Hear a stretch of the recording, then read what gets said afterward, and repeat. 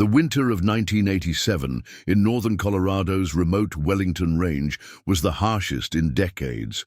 When 30-year-old Sarah Mitchell lost her husband to a sudden heart attack that September, she never imagined she'd soon face a blizzard that would isolate her and her 3 young children for weeks in their mountain cabin. As temperatures plummeted to -40 and supplies dwindled dangerously low, the only soul brave enough to venture through the treacherous conditions was Thomas Begay, a reclusive Navajo hunter who rarely spoke to anyone in the nearby town of Pinecrest. What happened next would forever change both their lives and reveal how the most profound connections can form in the darkest moments of desperation. Before we jump back in, tell us where you're tuning in from, and if this story touches you, make sure you're subscribed because tomorrow I've saved something extra special for you. Sarah Mitchell stared out the frost-covered window of her cabin, watching helplessly as the blizzard intensified. The weather report on her battery-powered radio had warned of a significant storm, but nothing like this. Thick, heavy snow had been falling relentlessly for 3 days, the accumulation now reaching halfway up the door. Each powerful gust of wind made the old wooden cabin creak, its sound eerily similar to the way her husband Mark used to stretch in the morning, his joints popping as he prepared for another day of work at the Forestry Service. The thought made her heart ache. 4 months had passed since she found him on the kitchen floor. The doctors called it a congenital heart defect that had gone undetected. Just like that, at 32, Mark was gone. Sarah was left alone with their 3 young children, 8-year-old Emma, 5-year-old Jack, and 3-year-old Lily, in their modest cabin nestled in the remote Wellington Range, 20 miles from the small town of Pinecrest. "Mom, I'm hungry," Emma said, appearing beside her with a thin blanket wrapped around her shoulders. Her normally rosy cheeks were pale, her long brown hair tangled from sleep. Sarah forced a smile. "I know, sweetheart. I'm going to make some oatmeal. We need to be careful with our food, though." This was the part that terrified her most. When the storm had first hit, Sarah thought it might last a day or 2. She hadn't stocked the pantry as fully as Mark would have. He had always been the prepared one, checking weather patterns and ensuring they had enough supplies to last through any emergency. But in her grief, Sarah had let many things slide. She moved to the cabinet and surveyed what remained. Half a bag of oatmeal, 3 cans of beans, a jar of peanut butter, 5 cans of soup, and a small bag of rice. There was some jerky Mark had made the previous summer, and a few jars of preserved peaches and berries. At the rate they were going, they had maybe 5 days of food left. The propane tank for the stove was low too, but the most pressing concern was the firewood. The pile that normally would have been stacked high by October was barely enough to last another week. Mark had always handled cutting and stacking the winter's wood during the summer months. From the bedroom, Lily began to cry. The toddler had developed a worrying cough over the past day. Sarah moved quickly to pick her up, feeling the heat radiating from her small body. "Shh, it's okay, baby," she whispered, pressing her lips to Lily's forehead. The child was burning. Up Jack appeared in the doorway, his favorite stuffed bear clutched tightly to his chest. "Is Lily sick?" "Just a little fever, buddy," Sarah replied, trying to keep the worry from her voice. She had children's Tylenol, but if Lily's condition worsened, Sarah couldn't complete the thought. The nearest hospital was in Westbrook, over 50 miles away. The landline had gone dead 2 days ago when the storm knocked out the power lines. Her cell phone showed no service, as was often the case in this remote area, especially during severe weather. They were completely cut off. Sarah carried Lily to the kitchen where Emma was already setting the table for breakfast. Despite being only 8, Emma had stepped up tremendously since Mark's death. Sometimes Sarah caught herself relying too heavily on her eldest daughter, burdening her with responsibilities no child should bear. But this morning she was grateful for the help. "Emma, can you watch Lily while I make breakfast? She's not feeling well." Emma nodded, her eyes clouded with worry beyond her years as she took her little sister. Sarah measured out the oatmeal carefully, making the portions smaller than usual. She needed to make every bit of food last as long as possible. As she stirred the pot on the propane stove, Sarah glanced at the calendar pinned to the wall. December 15th. Mark had circled the date in red. It was when his friend Ryan was supposed to visit from Denver. Ryan was Mark's childhood friend who had joined the Air Force and was finally coming home on leave. Mark had been so excited to introduce him to the kids. But Ryan wouldn't know about Mark's death. He wouldn't be coming to the cabin. No one would. After breakfast, Sarah bundled up to venture outside and check the generator. The snow had drifted against the side of the cabin, making it difficult to push the door open. The frigid air stole her breath as she stepped outside. The sky was a dense grey, snow still falling in thick flakes. The world had transformed into a white void. Even the tall pines that surrounded their property were barely visible through the whiteout conditions. The generator was housed in a small shed about 20 yards from the cabin. Sarah trudged through snow that reached above her knees. By the time she reached the shed, she was breathing heavily, her lungs burning from the cold air. The generator had just enough fuel to run for maybe 2 more days, if used sparingly. Sarah had been turning it on only for a few hours in the evening, trying to conserve the fuel. Without it, they would have no heat except for the fireplace. In this weather, that wouldn't be enough to keep the cabin above freezing. As she made her way back to the cabin, Sarah felt the first stirrings of real panic. How long would this storm last? What would she do when the food ran out? When the firewood was gone? When Lily's fever got worse? She had no family to speak of. Her parents had died years ago, and she was an only child. Mark's parents lived in Florida and had never approved of their son moving to the mountains of Colorado. They had minimal contact over the years and probably didn't even know he had died. Sarah had meant to write them, but grief had a way of making even simple tasks feel insurmountable. Back inside, Sarah found Emma reading a book to Jack and Lily on the couch, all 3 huddled under blankets. The sight gave her a momentary reprieve from her fears. Somehow they would get through this. They had to. That night the temperature dropped further. The wind howled with renewed vigor, finding every crack and crevice in the cabin's aging walls. Sarah kept the fire burning as long as possible before banking it for the night. All 4 of them slept in the master bedroom, the children in the bed, while Sarah kept vigil in the rocking chair beside them. Lily's fever had risen, her breathing labored and wheezy. Sarah dozed fitfully, jerking awake at every sound. Just before dawn, she was startled by a noise different from the storm's constant assault. It was a scraping sound, followed by a thud. Her heart racing, Sarah grabbed the flashlight and the rifle Mark had taught her to use for emergencies. She moved silently to the living room, pausing to listen. There it was again. Something or someone was outside the cabin door. Bears should be hibernating this time of year, but mountain lions were known to prowl these parts. Or perhaps some desperate drifter had gotten caught in the storm and found their isolated cabin. "Hello?" she called out, her voice shaking. "Who's there?" No answer came, but the scraping continued. Sarah inched closer to the door, the rifle ready. Taking a deep breath, she yanked the door open.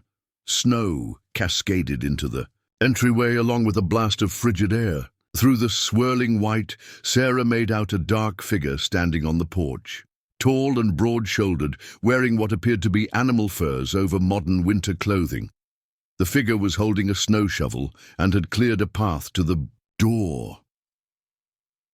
The stranger's face was partially obscured by a scarf, but Sarah could make out dark eyes studying her from beneath a fur-lined hood. In the dim morning light, she saw he was Native American, his weathered skin the color of burnished copper. Beside him on the porch lay a bundle wrapped in canvas. Sarah kept the rifle raised. "Who are you? What do you want?" The man didn't respond immediately. He carefully set down the shovel and slowly reached up to pull the scarf away from his face. His expression was solemn, but not threatening. "Thomas Begay," he said, his voice deep and quiet, as if unused to speaking. "You need help."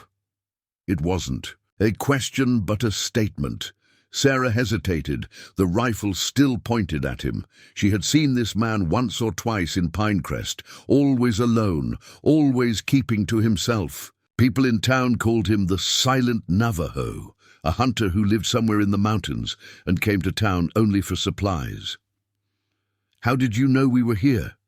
That we needed help?" Sarah asked. Thomas nodded toward the cabin's chimney. Smoke. Changed. Too thin. Running out of wood. His words were few, but his meaning was clear. Sarah lowered the rifle slightly. "My little girl is sick. We're almost out of food, and the phone lines are down."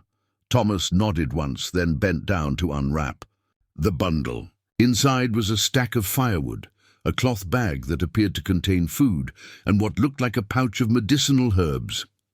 "May I?" he asked, gesturing toward the door. Sarah's instincts wrestled with her desperation. Mark had always told her to be wary of strangers, especially in their isolated location. But something in Thomas's eyes conveyed a quiet integrity, and truly, what choice did she have? She lowered the rifle completely and stepped back. "Please come in." Thomas carried the firewood to the nearly empty rack beside the fireplace, then placed the food and medicine pouch on the kitchen table. He moved with a deliberate economy, no motion wasted. "Your girl. How long are you sick?" he asked. "Preparing and narrating this story took us a lot of time, so if you are enjoying it, subscribe to our channel. It means a lot to us. Now back to the story. Since yesterday." "She has a fever and a bad cough," Sarah replied. He nodded, opening the medicine pouch. "May I see her?" Before Sarah could answer, Emma appeared in the hallway, eyes wide with fear and curiosity. "Mom, who's he?" "This is Mr. Begay," Sarah said, trying to sound casual for her daughter's sake. "He's brought us some supplies." Thomas acknowledged Emma with a gentle nod, his expression softening slightly. "Hello." Emma inched closer, her natural childhood curiosity overcoming her initial wariness. "Are you a real Native American?" "Emma," Sarah admonished, but Thomas's mouth curved in what might have been a hint of a smile. "Navajo, Diné, the people, A cry from the bedroom interrupted them. Sarah rushed to Lily, with Thomas following at a respectful distance. The toddler was flushed with fever, her breathing more labored than before. Thomas studied the child with concern. From his pouch, he removed a small glass jar containing a greenish paste. "Pine and sage, for the chest, may help breathing." Sarah hesitated only briefly before nodding. "What do we do with it?" "Rub on chest, then steam." He moved to the kitchen, filling a pot with water from the jug on the counter. "Boil, add this." He sprinkled dried leaves into the water, as Sarah applied the salve to Lily's chest. Thomas prepared the steam treatment. Jack had awakened and was watching the stranger with undisguised fascination from the doorway. "Are you a doctor?" he asked. Thomas shook his head. "Hunter. Learned from my grandmother. Medicine woman." Within an hour of the treatment, Lily's breathing had eased somewhat. She was still feverish but seemed less distressed. Sarah felt the first glimmer of hope she'd experienced in days. Thomas moved efficiently around the cabin, making no conversation beyond what was necessary. He stoked the fire with the wood he'd brought, then disappeared outside again. Sarah heard chopping sounds and realized he was cutting more firewood from the forest surrounding the cabin. When he returned, snow crusting his clothing, he carried an armload of freshly cut logs. "Storm. 3 more days," he said, arranging the wood by the fireplace. "Need more. We'll return." "Wait." Sarah caught his arm as he turned to leave. "You can't go back out in that. It's getting worse." Thomas looked down at her hand on his arm, then back to her face. Something unreadable passed through his eyes. "Have shelter.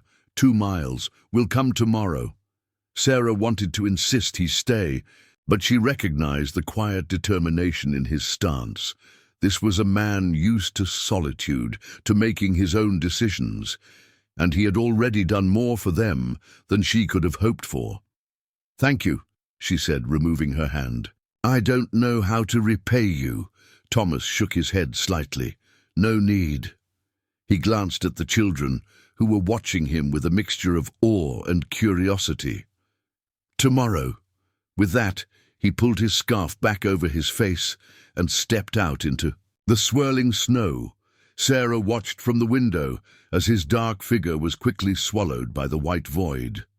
That night, for the first time since the storm began, Sarah slept soundly.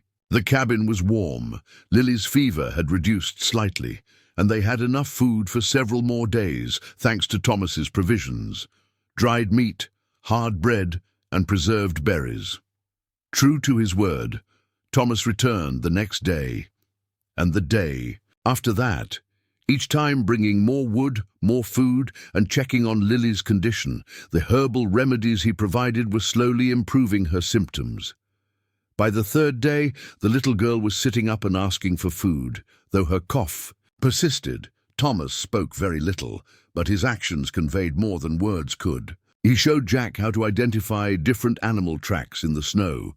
He helped Emma learn to tie special knots that would be useful for various tasks. And he listened attentively when Sarah, starved for adult conversation, found herself telling him about Mark, about their life before his death, about her fears for the future. On the 4th day, the storm finally began to abate. The snow stopped falling, though drifts reached the windowsills. The sky remained grey, but patches of blue occasionally broke through. Thomas arrived earlier than usual, a determined set to his shoulders. "Road to town. Need to clear. Children should see a doctor." Sarah nodded in agreement. Lily was improving, but still not fully recovered. "But how? The road is miles long and buried in snow." "Others will help," Thomas said. He held out a small device, a ham radio, called Peterson, from Ranger Station. Sarah blinked in surprise. "You have a radio? All this time we could have called for help?" Thomas shook his head. "Storm, no signal until today." He paused, seeming to choose his words carefully. Needed medicine first, radio second. His priorities had been saving them immediate, not connecting them to a town that couldn't reach them anyway. By midday, they heard the distant rumble of engines. Thomas and Sarah stepped outside to see 2 snowplows making their way up the winding road to the cabin, followed by a sturdy pickup truck. Bill Peterson, the forest ranger who had worked with Mark, was the first to reach them, trudging through the snow with a medical kit. "Sarah, thank God you're all okay. We've been worried sick since the phone lines went down." As Bill checked on the children, Sarah explained what had happened, how Thomas had appeared just when they needed him most. Bill looked at the Navajo hunter with newfound respect. "The silent hunter saved your lives," he said. "Thomas rarely speaks to anyone in town, lives up in that old cabin by Eagle Creek, hunts and traps the old way, been here longer than most folks can remember." Thomas stood slightly apart, seemingly uncomfortable with the attention. When the time came to transport Sarah and the children to town for proper medical care, he declined to join them. "Need to check traps," he said simply. Sarah felt a strange reluctance to leave. In just a few days, this quiet, steadfast man had become important to her family in ways she couldn't fully articulate. "Will we see you again?" she asked quietly. While the others were loading supplies into the truck, Thomas looked toward the mountains, then back at her. The usual reserve in his eyes had softened slightly. "Cabin needs repair. Roof leaks. West wall weak." It wasn't a direct answer, but Sarah understood. He would return, not because they still needed saving, but because something had formed between them, a connection neither had expected in this isolated, snow-covered wilderness. As the truck pulled away, Sarah looked back to see Thomas standing, motionless by the cabin, a solitary figure against the vast white landscape. Her children waved enthusiastically from the back seat, and to her surprise, Thomas raised his hand in return, a small gesture that somehow felt profound. The road ahead would still be difficult. She was still a widow with 3 young children, in a remote area. But for the first time since Mark's death, Sarah felt something beyond mere survival stirring within her. Perhaps it was simply hope, or perhaps it was the recognition that sometimes help comes from the most unexpected sources, and bonds can form in the harshest of circumstances, as silent and fundamental as the falling snow. The town of Pinecrest welcomed Sarah and her children with overwhelming support. Dr. Miller, the town's only physician, immediately examined Lily, prescribing antibiotics for what had developed into bronchitis. Another day or 2 without treatment, and we'd be looking at pneumonia, he told Sarah gravely. You're lucky that a Navajo fellow found you when he did. Lucky. The word seemed inadequate to describe what Thomas Begay had done for them. Sarah and the children stayed with Nancy Wilson, the elementary school principal, and an old friend who had a spare bedroom in her cozy downtown apartment. The townspeople rallied around them, bringing food, clothing, and offers of help. Sheriff Dan Collins organized a crew to plow the road to Sarah's cabin and check on the property. We'd been trying to reach you for days, Nancy explained as they shared tea in her kitchen 3 nights after the rescue. The children were asleep, Lily's breathing finally easy and regular. When the phone lines went down, and then that second storm hit, Dan was planning a rescue operation, but the conditions were too dangerous. No one could get through. No one except Thomas. Does anyone really know him? Sarah asked, cupping her mug between her palms. Thomas, I mean. He barely spoke the whole time he was helping us, but he risked his life coming up that mountain. Nancy's expression turned thoughtful. He's been around these parts for about 15 years, lives completely off-grid up in that cabin by Eagle Creek, sells furs and handcrafted items to Dave's general store, but doesn't say more than a few words when he does. Some folks find him unsettling, but he's never caused any trouble. Do you know anything about his past, his family? Nancy shook her head. He's a complete mystery. The most I've ever heard him say was, "Thank you," when I complimented a beaded bracelet he'd made. She studied Sarah with curiosity. Why so interested? Sarah gazed into her tea. He saved us, Nancy. He appeared when we needed him most, like he somehow knew, and there was something about him, a stillness, a presence. She shook her head, unable to articulate exactly what had impressed her about the silent hunter. The next morning, Sarah received an unexpected visitor. Dave Richardson, owner of the general store, arrived with a carefully wrapped package. Thomas Begay dropped this off at first light, Dave explained, handing it over. Asked me to deliver it to you. Wouldn't come himself. Sarah thanked him and waited until she was alone to open the parcel. Inside, she found 3 small, exquisitely carved wooden animals, a bear, a fox, and a wolf, along with a pouch of the medicinal herbs he had used for Lily. There was no note. Emma found her, mother staring at the carvings. Those are from the Quiet Man, aren't they? She asked. When Sarah nodded, Emma picked up the fox and examined it with admiration. He knew this is my favorite animal. I told him when he was teaching me about tracks. Sarah smiled. Which ones do you think are for Jack and Lily? Emma didn't hesitate. The bear is for Jack because he's always carrying his teddy bear, and the wolf is for Lily because she howls when she cries. That afternoon, Sarah visited the bank to assess her financial situation. The reality was grim. Mark had life insurance, but the policy was modest.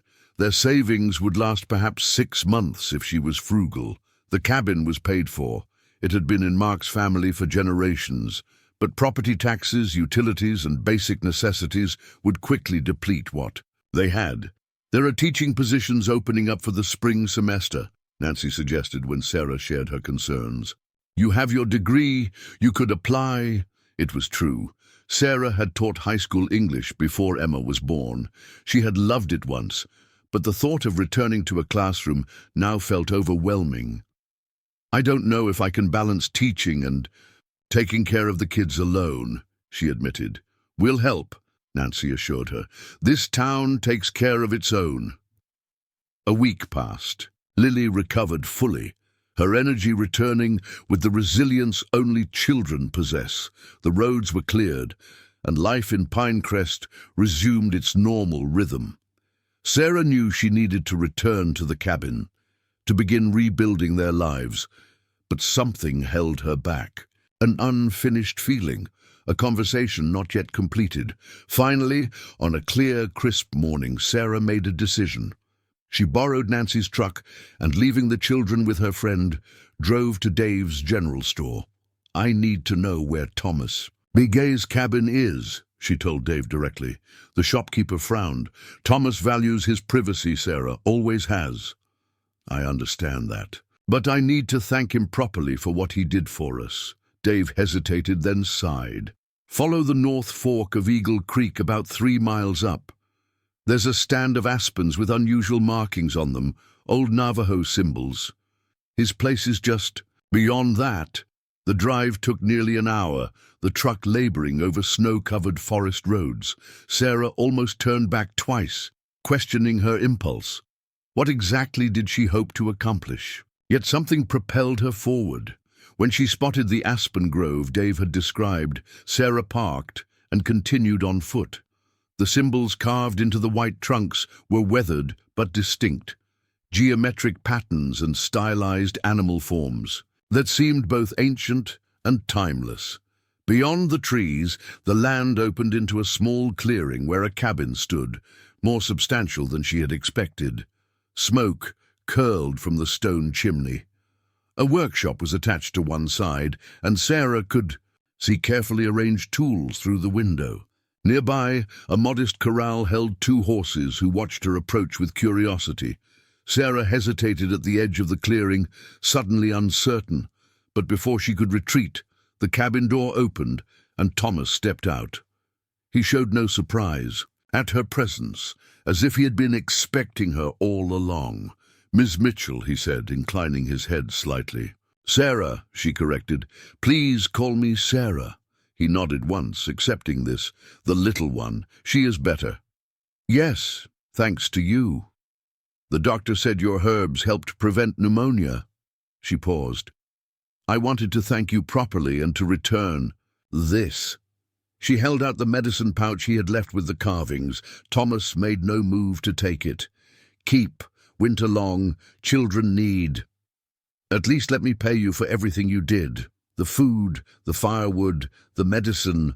A frown crossed his face. No payment. Sarah struggled to find the right words. Then let us do something for you. You saved our lives, Thomas. He studied her for a long moment, his dark eyes unreadable. Then he gestured toward a cabin. Coffee? The simple invitation surprised her. Yes, thank you. The interior of Thomas's home revealed a man of unexpected complexity. The main room was spare but comfortable, with handcrafted furniture arranged around a stone fireplace. Bookshelves lined one wall, filled with volumes on diverse subjects: natural history, philosophy, indigenous cultures, astronomy. A telescope stood by the window. In one corner, an easel held a half-finished painting of the mountain landscape. At sunset? Sarah tried to conceal her surprise, but Thomas noticed her expression as he prepared coffee on a wood stove. Expected dirt floor, primitive conditions. There was no accusation in his tone, only a quiet awareness. I didn't know what to expect, Sarah admitted. You don't exactly encourage visitors. A ghost of a smile touched his lips. Few ask. He served the coffee in handmade ceramic mugs, then seated himself across from her at a table by the window. Outside, snow began to fall again, light and feathery. Why did you help us? Sarah asked directly. You risked your life in that blizzard. Thomas considered the question carefully, saw smoke change from the cabin, too thin, knew someone there, knew storm was bad. He paused, would not leave children too cold. But most people would have gone for help, contacted the authorities. No time, storm too fast, town too far. He took a sip of coffee, did what was needed. The simplicity of his explanation struck Sarah. He had acted not out of heroism or for recognition, but because he saw a need and had the ability to meet it. There was a fundamental integrity in that which moved her deeply. The carvings you sent, they're beautiful. The children love them. Thomas nodded, seeming pleased. Good. Made for them. Emma says you knew exactly which animal was right for each child. Children speak the truth. Easy to listen. They fell into a comfortable silence, watching the snow through the window. There was something profoundly peaceful about Thomas's presence, Sarah realized. He carried none of the nervous energy most people did, the constant need to fill silence with words. You paint, she observed eventually, nodding toward the easel. Sometimes when light speaks.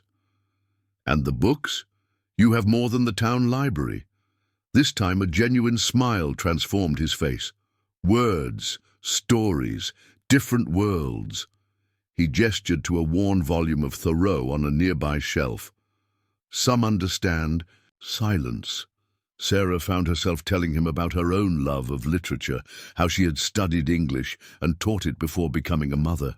Thomas listened attentively, asking occasional questions that revealed his own thoughtful engagement with the books he read. You should teach again, he said, when she mentioned Nancy's suggestion about the spring positions. I don't know if I can. Everything feels different now without Mark. Thomas was quiet for a moment. Loss changes path, not the destination. What was your loss? Sarah asked, intuiting that he spoke from experience. He looked away, his gaze distant. For a moment, she thought he wouldn't answer. Then, with deliberate care, he reached for a small wooden box on a shelf. Inside was a photograph, old and slightly faded, of a young woman with striking features and a serious expression holding an infant. Wife, son, car accident. Phoenix, 15 years ago. The simple sentences contained volumes of pain.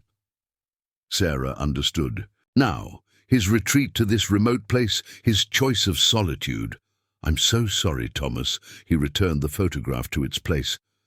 Life continues. Different path. As the afternoon deepened, they talked of practical matters. Thomas offered to help. Repair the weak wall and leaking roof of Sarah's cabin. Winter work slow. Have time. I couldn't ask you to do that. Not asking, offering. He paused. Children need a safe home. Before Sarah left, Thomas went to his workshop and returned with a small package wrapped in soft leather. For you, he said. She opened it to find a pendant, a polished stone of deep blue-green, set in a silver bezel on a simple chain. Turquoise, he explained. Protection, strength, healing. His eyes met hers directly. You have all three already. Inside. Sarah was touched by the gesture and its meaning. It's beautiful, thank you. As she drove back to town through the gently falling snow, Sarah felt a lightness she hadn't experienced in months. The grief was still there. It would always be there in some form, but alongside it now was a sense of possibility. The next few weeks established a new rhythm. Sarah and the children returned to their cabin, which the townspeople had stocked with supplies. True to his word, Thomas came to repair the roof and the weakened west wall, working methodically and with remarkable skill. He brought no crew, needing no assistance, though Jack appointed himself helper and was given small, age-appropriate tasks that made him beam with pride. Emma, ever observant, noted the quiet harmony that developed between her mother and the Navajo hunter. "You smile more when Mr. Thomas is here," she told Sarah one evening after he had left. "Do I?" Sarah asked. Surprised by her daughter's perception, Emma nodded sagely. "And he talks more now. He told me 3 whole stories yesterday about how a coyote got his cunning." It was true. Thomas remained a man of few words with others. But with Sarah and the children, he had begun to share more. Navajo legends, knowledge of the natural world, occasional glimpses into his own past. He taught Jack how to identify edible plants and track animals. He showed Emma how to carve simple designs in wood. Even Lily, normally shy with strangers, would climb onto his lap for stories, fascinated by the rhythm of his voice. Sarah found herself looking forward to his visits, savoring the conversations that unfolded gradually like rare flowers. They discussed books they had both read, exchanged perspectives on nature and philosophy, sometimes simply enjoyed comfortable silence while working side by side. The town noticed, of course. Small communities always do. When Sarah went into Pinecrest for supplies, she occasionally caught curious glances, overheard whispered comments. Nancy was direct in her questioning. "So you and the silent Navajo, is there something happening there?" Sarah sighed. "His name is Thomas, Nancy. And no, we're friends. He's helping us get through the winter." Nancy raised a skeptical eyebrow. "Friends? Right." The truth was more complicated than Sarah could explain, even to herself. There was an undeniable connection between them, a mutual recognition of something essential. But there were also barriers, their different worlds, the recency of her loss, the complexity of beginning anything new with 3 young children to consider. Thomas seemed content with the relationship as it was, neither pressing for more, nor withdrawing. He simply continued to be present, reliable, genuine. February brought another severe storm. This time Sarah was prepared, the cabin well stocked with food and firewood. Thomas arrived anyway, checking on them despite Sarah's insistence that they were fine. "No, you can manage," he said, still wanted to see. They sat by the fire that evening, the children asleep, a comfortable silence between them. Thomas had brought his flute and earlier had played soft, haunting melodies that entranced the children. "You've changed us," Sarah said suddenly. "All of us, especially me." Thomas looked at her questioningly. "Before you came that day in the blizzard, I was just surviving, going through the motions for the children's sake." She twisted the turquoise pendant she now wore daily. "I didn't know how we would make it through the winter, let alone the years ahead without Mark." "Strong woman. Would have found a way." Sarah shook her head. "Maybe, but you showed me something important. That I didn't have to do it all alone, that accepting help isn't a weakness." Thomas was quiet for a long moment. "Not only you who changed," he finally said. His voice was low, almost hesitant. 15 years, alone, by choice.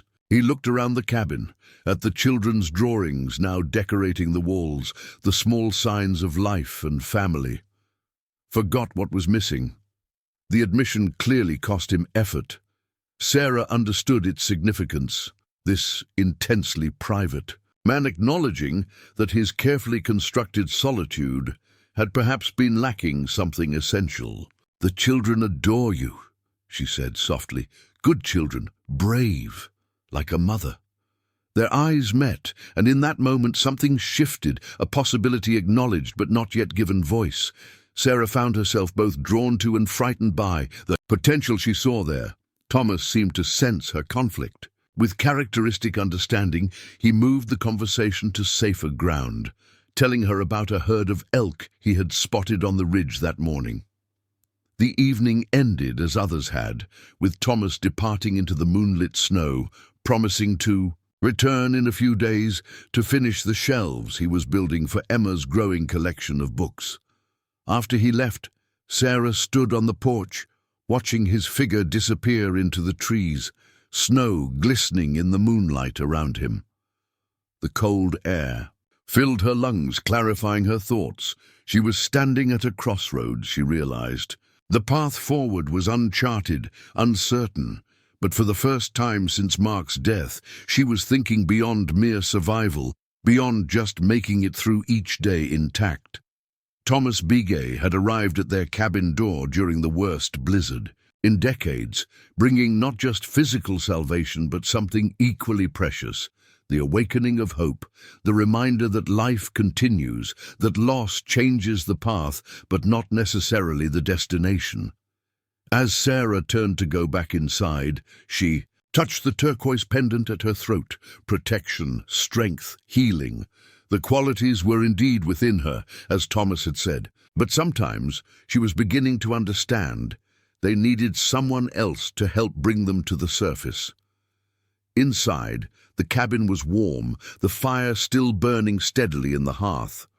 The repairs Thomas had made had transformed the space, making it more secure against the winter's assault. Sarah looked around at this home that had once belonged to Mark's family, that had sheltered generations before them. It would shelter her children too, she determined. And perhaps in ways she couldn't yet fully envision, it might eventually shelter new beginnings as well. She added another log to the fire, watching the flames leap higher. Outside, the snow continued to fall, but inside, a different kind of thaw had begun. March arrived with the first hints of spring. Patches of ground began to appear beneath the melting snow, and the days grew longer. Sarah had accepted a teaching position at Pinecrest High School, starting with the spring semester. The routine gave structure to their lives. Mornings spent preparing the children for their day, teaching literature to teenagers who alternated between fascination and boredom. Evenings devoted to her family. Nancy helped with childcare, picking up Emma and Jack from school and watching Lily until Sarah finished her last class. The arrangement worked well, though the days were long and often exhausting. Thomas continued his visits, less frequent now that the cabin was secure and winter was releasing its grip. Each time he came, he brought small treasures. Early spring, flowers for Emma, interesting stones for Jack, a tiny handcrafted drum for Lily. For Sarah, he brought conversations that nourished her mind and spirit after days filled with the practical demands of single parenthood. One evening in late March, as Sarah graded papers at the kitchen table, Emma approached with her math homework and an unexpected question. "Mum, is Mr. Thomas going to be our new dad?" Sarah's pen froze mid-comment. "What makes you ask that, sweetie?" Emma shrugged with the casual directness of childhood. "Katie Peterson's mum got married again after her dad left. She says you need a dad to do dad things, and Mr. Thomas already does some dad things, like fixing stuff and teaching Jack how to whittle." Sarah chose her words carefully. "Thomas is a good friend who helps us, Emma. That doesn't mean he's going to be your new dad. And we're doing okay, aren't we? Even without a dad in the house." Emma considered this. "I guess. But you smile different when he's here, like you used to with Dad. Children saw too much sometimes." Sarah pulled her daughter into a hug. "Your dad was very special, and no one will ever replace him, but people can have different kinds of important relationships in their lives. Right now, Thomas is our friend. That's all." Emma seemed satisfied with this explanation, but her question lingered in Sarah's mind long after the children were asleep. Was there a future where Thomas could be more than a friend to their family? The possibility both excited and terrified her. The next day, Sarah received an unexpected call at school during her lunch break. It was Thomas, using the phone at Dave's store, something she knew he rarely did. "Spring ceremony," he said without preamble. "Important to my people. Would you and children come?" Surprised by the invitation, Sarah hesitated. What kind of ceremony? "Blessing way, for renewal.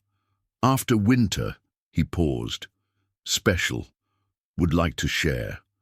The significance wasn't lost on Sarah. Thomas was inviting them into a part of his life, He had never shared before. "We'd be honored," she said. "When is it?" "First full moon of spring, 3 days at sunset." He gave her directions to a location deeper in the mountains than his cabin. "We'll wait at the fork in the road. Guide you." The call ended as abruptly as it had begun, leaving Sarah both intrigued and slightly nervous. She knew very little about Navajo ceremonies and wondered whether they would be welcome as outsiders. Yet Thomas wouldn't have invited them if it wasn't appropriate. When she told the children about the invitation, their reactions varied. Emma was immediately excited about the adventure. Jack had practical questions about what they would eat and where they would sleep. Lily wanted to know if there would be other children to play with. "I don't know exactly what to expect," Sarah admitted, "but it's important to Thomas, and he wants to share it with us." The afternoon of the ceremony arrived. With perfect spring weather, Sarah packed the children into her recently purchased used station wagon and followed Thomas's directions to the meeting point. True to his word, he was waiting where the paved road gave way to a dirt track that wound deeper into the mountains. Thomas was dressed differently than Sarah had ever seen him, wearing a traditional ribbon shirt in deep blue with intricate beadwork, his long hair tied back with a beaded leather cord. When they pulled up beside his truck, his expression was solemn, but his eyes held warmth. "Thank you for coming," he said, leaning down to the driver's window. "Follow, not far." The children waved excitedly as he returned to his vehicle. Sarah felt a flutter of nerves as they drove deeper into unfamiliar territory, the road becoming rougher and the forest thicker around them. After about 20 minutes, they emerged into a clearing where several other vehicles were parked. Beyond them stood a cluster of traditional hogans and modern tents arranged in a semicircle. People moved about the camp, preparing food at outdoor cooking stations or gathering in small conversational groups. Thomas parked and came to help them unload. "My family," he explained, gesturing toward the gathering. "Extended. Clan." Sarah was surprised. "I didn't realize you had family nearby." "Not nearby. Traveled. For the ceremony." He gave her a look that might have been slightly amused. "Not. Always alone." As they approached the camp, an elderly woman with a deeply lined face and bright, observant eyes came forward to meet them. Despite her age, she moved with remarkable grace and authority. "My grandmother," Thomas said with clear reverence, "Marion Begay." The old woman studied Sarah and the children intently, then broke into a warm smile. "Welcome to our gathering," she said in perfect English. "Thomas has told us about you." Sarah returned the greeting, suddenly self-conscious. "Thank you for having us, Mrs. Begay. I hope we're not intruding." "Marion," the older woman corrected, "and there is no intrusion when an invitation is given." With an open heart, she bent slightly to address the children at their level. "And these must be the brave little ones who survived the great storm." Emma, never shy, stepped forward. "Mr. Thomas saved us. He brought medicine for Lily and showed me how to tie special knots." Marion's eyes twinkled. "Did he now? My grandson has many skills." She straightened and gestured toward the center of the camp. "Come, you are just in time." What followed was unlike anything Sarah had experienced. The ceremony itself was conducted primarily in Navajo, with Marion occasionally translating key elements for their benefit. It centered around renewal, thanksgiving for surviving the winter, and blessing for the coming seasons of growth. Community members participated in different roles, some singing, others preparing special items used in the ritual.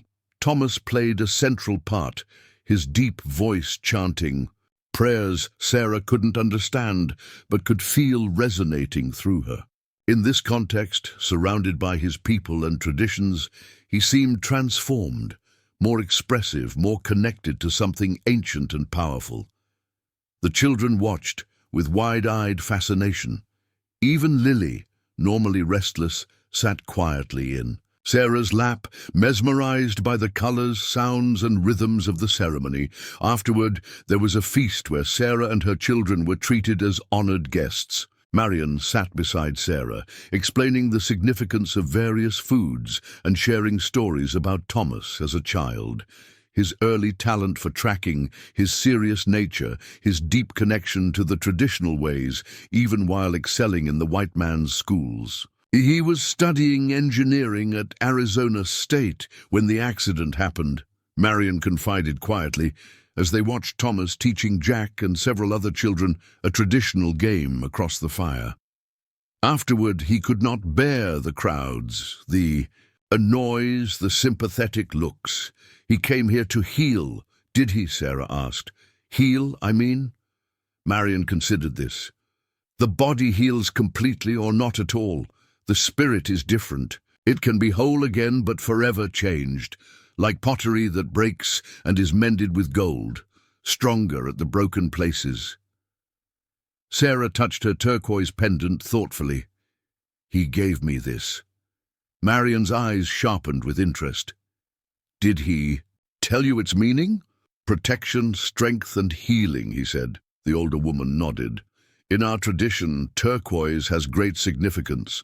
It connects the earth and sky, represents life and the ability to thrive in difficult places. She studied Sarah's face carefully.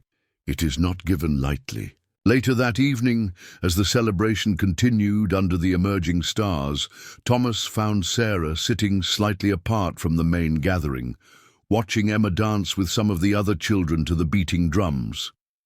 Too much?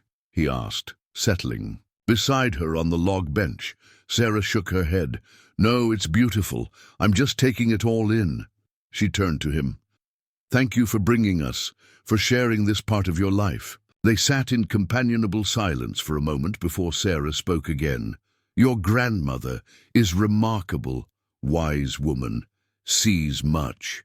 She told me about your engineering studies. I had no idea. Thomas gazed into the fire. Different life. Before. Do you ever miss it? That path not taken? He considered her question with his usual thoughtfulness. Sometimes. Knowledge is useful. Still design. Build. He gestured to the camp around them. But this connection to land, traditions, silence, needed this more. And now, Sarah asked softly, what do you need now? Their eyes met across the small space between them, the question hanging in the air with all its implications. Before Thomas could answer, Lily came running up, demanding to be swung in circles, as she had seen Thomas do with other children earlier. The moment passed, but something had shifted, a question asked that would eventually require an answer. They stayed until late evening, when the children finally succumbed to exhaustion. Thomas helped carry Jack and Lily, both deeply asleep, to the car. Emma, fighting to keep her eyes open, insisted on walking under her own power. Can we come back tomorrow? She asked through a yawn. Ceremony continues for 3 days, Thomas explained, but tomorrow's school day. We could come back next weekend, Sarah suggested, surprising herself with the eagerness in her voice. If that's all right? Thomas nodded, clearly pleased. Welcome. Any time. As they prepared to leave, Marion approached with a small bundle wrapped in soft cloth. For your home, she told Sarah, pressing it into her hands. A blessing bundle, hang above your door. Sarah thanked her, touched by the gift and its significance. As she turned to get in the car, Marion placed a weathered hand on her arm. You have helped my grandson find his voice again, the older woman said quietly. For that, you already have my blessing. The drive home was quiet, the children sleeping peacefully in the back seat. Sarah's mind was full of the events of the day. The beauty of the ceremony, the warmth of Thomas's extended family, Marion's words, and the unspoken question that now hung between her and Thomas. Spring advanced rapidly after the ceremony. The snow retreated to the highest peaks, wildflowers carpeted the meadows, and the forest came alive with new growth and returning wildlife. Sarah finished her first semester of teaching with a sense of accomplishment, having connected with her students and rediscovered her passion for literature. True to Sarah's suggestion, they returned to visit Thomas's family gathering the following weekend, and were welcomed as if they already belonged. Emma and Jack quickly formed friendships with the other children, learning games and picking up Navajo words and phrases with the natural linguistic facility of the young. Thomas's interactions with Sarah's children continued to deepen. He taught Jack to fish in the mountain streams, helped Emma identify native plants and their uses, and crafted a special cradle board for Lily's favorite doll, showing her how Navajo mothers had traditionally carried their babies. With Sarah, he began to share more of himself, his dreams before the accident, his struggle afterward, his gradual healing through reconnection with his heritage and the natural world. In turn, she confided her fears about raising the children alone, her memories of Mark, her tentative hopes for building a new life that honored the past while embracing the future. One evening in late April, as they sat on the porch of Sarah's cabin watching a spectacular sunset paint the mountains in shades of gold and crimson, Thomas spoke of his grandmother's wisdom. "She says, the path becomes clear when walked with open eyes," he said, his voice thoughtful. "That healing comes not from forgetting loss, but from allowing new growth alongside memory." Sarah understood he was talking not just about his own journey, but about hers as well, and perhaps about the path that was emerging before them both. "Your grandmother also told me I helped you find your voice again," she said, "but I think it was the other way around. You helped me find my strength when I thought it was gone." Thomas turned to look at her directly. "Found each other. Maybe that is the point." The simple statement held profound meaning. In that moment, with the light fading from the sky and the first stars appearing, Sarah recognized the truth of it. Their lives had intersected at a point of crisis, but what had developed went far beyond rescue and gratitude. There was a resonance between them, a shared understanding of loss and resilience, of silence and what it contained. When Thomas reached for her hand, the gesture felt both surprising and inevitable. His palm was warm against hers, calloused from work yet gentle in its touch. They sat together as darkness fell, not needing words to express what was growing between them. The following day, Sarah received unexpected news. The school principal had offered her a permanent position for the fall semester, with a salary that would provide financial stability. The children were thriving, Emma excelling in school, Jack overcoming his shyness to make new friends, Lily growing stronger and more adventurous every day. That evening, Sarah made a decision. She walked to the telephone and dialed the number for Dave's store, asking him to leave a message for Thomas to come by when he could. It was time for clarity, for honest conversation about possibilities. Thomas arrived the next afternoon. Sarah had arranged for Nancy to take the children for a few hours, wanting uninterrupted time for what needed to be said. They walked together to a small meadow near the cabin where wildflowers had erupted in a riot of color. For a while they simply enjoyed the beauty around them, the birdsong, the gentle spring breeze. "I've been offered a permanent teaching position," Sarah finally said. "We'll be staying in Pinecrest." Thomas nodded. "Good news. You belong here." "Do we?" Sarah turned to face him directly. This was Mark's home, his family's home for generations. "I came here for him, stayed for the children, but is it truly ours now?" "What does the heart say?" Sarah considered the question seriously. "That home isn't just a place. It's where you build your life, where you find your peace." She paused. "Where you find the people who matter." Thomas's dark eyes held hers steadily. "You matter, Sarah. Children matter. "And you matter to us," she replied. "The children adore you, and I—" She hesitated, then continued with quiet certainty. "I've come to care for you deeply." There was no surprise in Thomas's expression, only a calm acknowledgement of what they both had felt, developing over the months since that first desperate encounter during the blizzard. "Path not simple," he said. "Different worlds, different pasts. Different, yes, but perhaps complementary." Sarah gestured to the meadow around them, where various wildflowers grew together in natural harmony. "Like this. Diversity creates something." "Beautiful," Thomas smiled at the metaphor. "Wise woman. I've had good teachers," she replied, returning his smile, "including a certain silent Navajo hunter who taught me that strength can be quiet, that healing takes time, and that new beginnings can honor what came before." Thomas took both her hands in his. "No rushing river," he said. "Steady stream. Find a way together." It wasn't a declaration of undying love or a dramatic proposal. It was something more authentic, an acknowledgement of what was real between them and a commitment to exploring it with care and respect for all it touched. Their individual journeys of healing, the needs of Sarah's children, the bridging of their different worlds.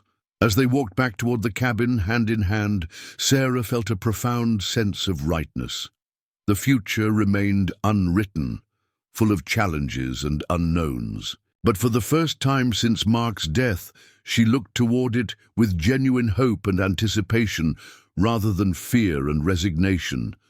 The path ahead would unfold one step at a time, just as this unexpected connection had, beginning with a desperate moment in a blizzard when a silent hunter had found the courage to approach a stranger's door, and a grieving widow had found the trust to open it. Summer arrived in a blaze of wildflowers and warm, golden days. For Sarah and her children, it brought a season of transformation. The school year ended, giving Sarah more time with Emma, Jack, and Lily.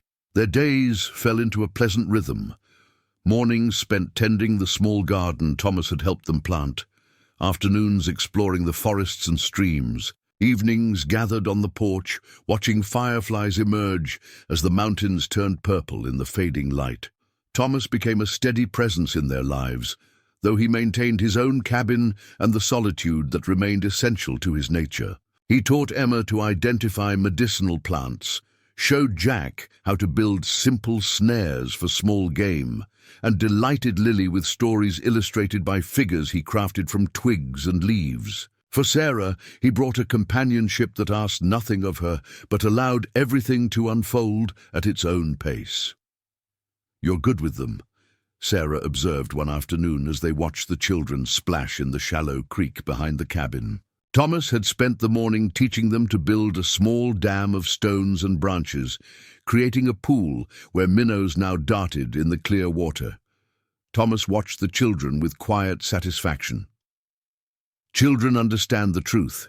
No pretense. He glanced at Sarah, like their mother. Their relationship had deepened with deliberate care, each step taken with full awareness of all that was at stake, the children's emotional well-being, the memories they each carried, the different worlds they came from.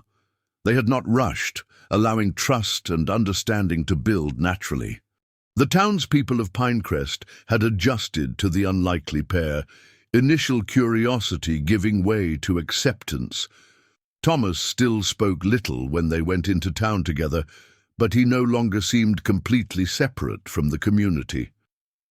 Dave, at the general store, had taken to saving articles on engineering and architecture from his magazines, knowing Thomas's background and continuing interest in design. Sheriff Collins occasionally consulted him on search and rescue operations, respecting his unparalleled knowledge of the mountain terrain.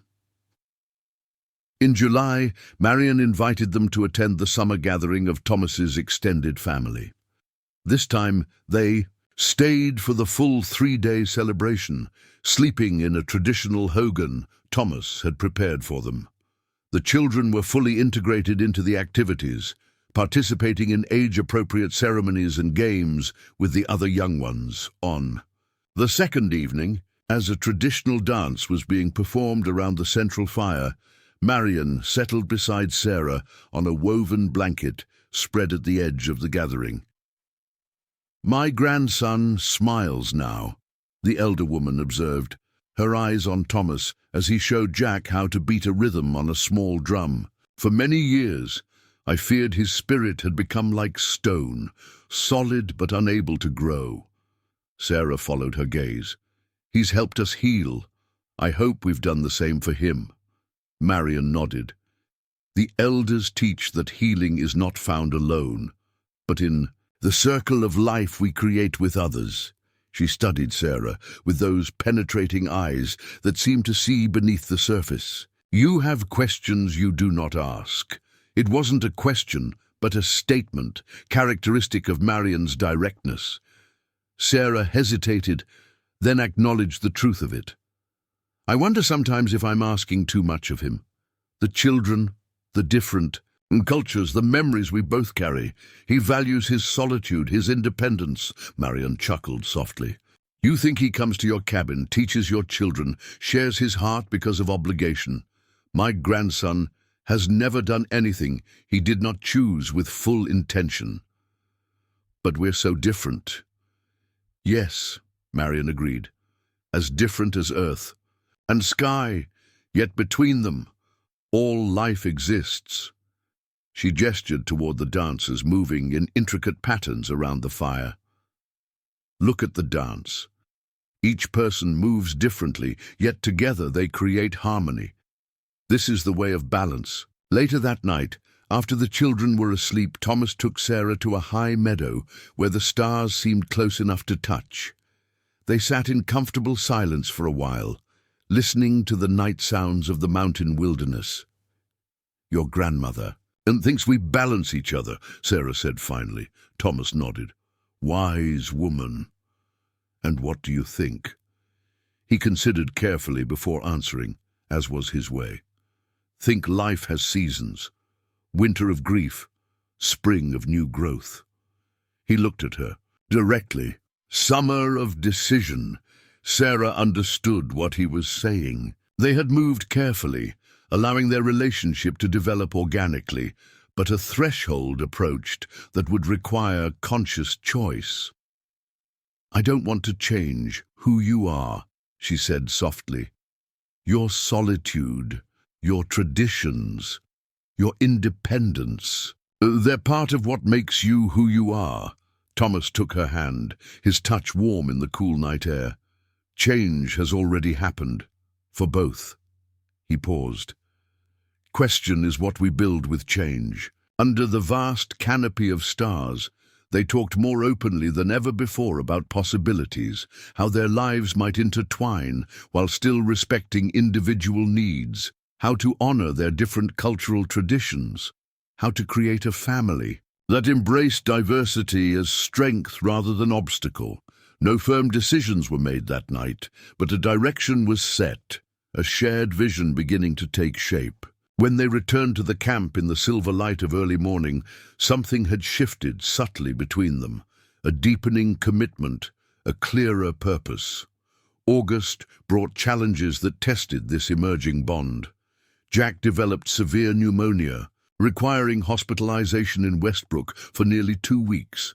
Sarah stayed at his bedside, while Thomas cared for Emma and Lily, bringing them to visit their brother daily. The crisis revealed the strength of what they had built. Thomas moved seamlessly into the role of caretaker for the girls, maintaining their routines while providing the emotional security they needed with their mother and brother absent from home. He coordinated with Nancy and other townspeople to ensure the cabin was maintained and that Sarah had everything she needed during her hospital vigil. When Jack finally recovered, the family returned home with a renewed appreciation for their interdependence. Thomas had proven himself not just a friend or romantic interest to Sarah, but a true partner in the fullest sense. Someone who stepped forward in crisis without hesitation, who understood the needs of each family member and met them with and quiet competence. One evening in late August, as summer began its transition toward autumn, Thomas arrived at the cabin with an unusual request. "Would like to show you something. All of you." They followed him deeper into the forest than they had ever ventured before, hiking for nearly an hour along a faint trail that wound through ancient pines and across bubbling streams. The children, accustomed now to woodland excursions, kept pace eagerly, excited by the mystery of their destination. Finally, they emerged into a hidden valley unlike anything Sarah had seen in their corner of the mountains. A small, crystal-clear lake reflected the surrounding peaks. Wildflowers in riotous colors carpeted the ground, and a waterfall spilled from the rocks at the far end, catching the late afternoon sunlight in rainbow prisms. "It's magical," Emma breathed, voicing what they all felt. "Sacred place," Thomas explained. "My people have come here for generations. Place of visions, decisions." He looked at Sarah with quiet intensity. "Beginnings."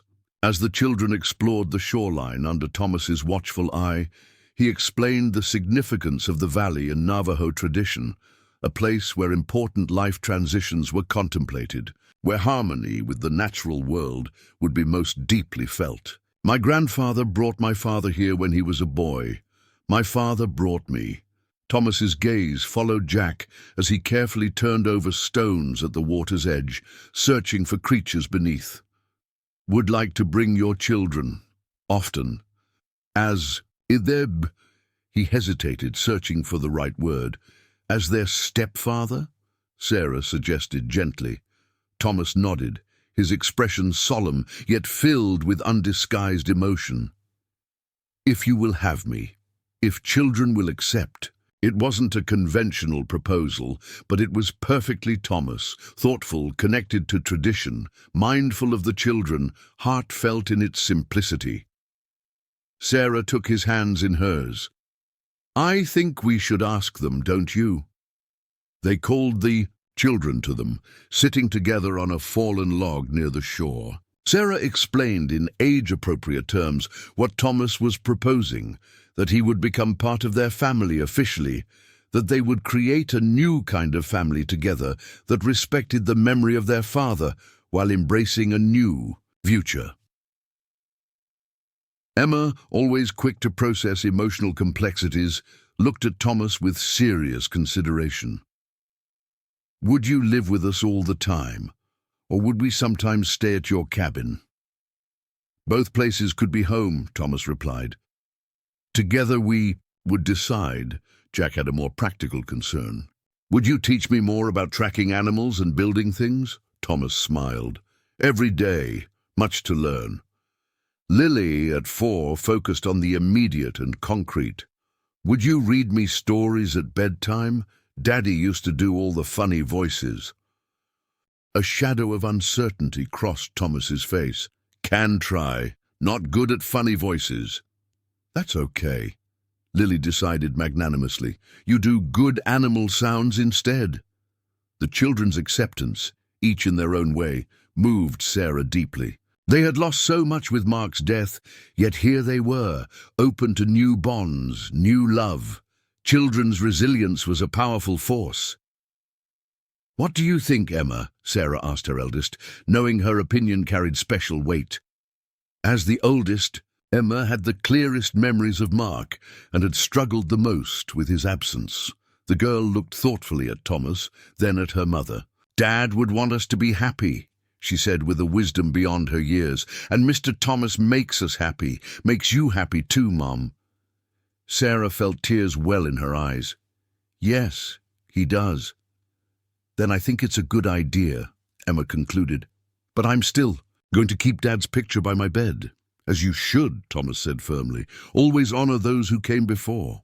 They remained in the valley until sunset, the children playing, while Sarah and Thomas spoke of practical matters, where they would live, how to blend their different ways of life, when to take this step that would unite them officially as a family.